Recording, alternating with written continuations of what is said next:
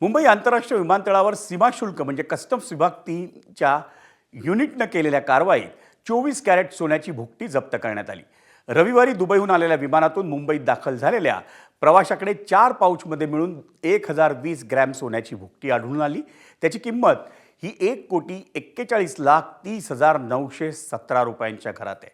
तसंच दुबईहून आलेल्या एका व्यावसायिकाविरोधात सोन्याच्या तस्करीचा गुन्हा दाखल करण्यात आलाय। त्याच्याकडून 24 कॅरेटचं 1 किलो 257 ग्रॅम कच्चं सोनं जप्त करण्यात आलं। भारतीय बाजारात त्या सोन्याची किंमत 1,74,14,277 रुपयांच्या घरात आहे। या प्रकरणात त्या व्यावसायिकाला अटकही करण्यात आली।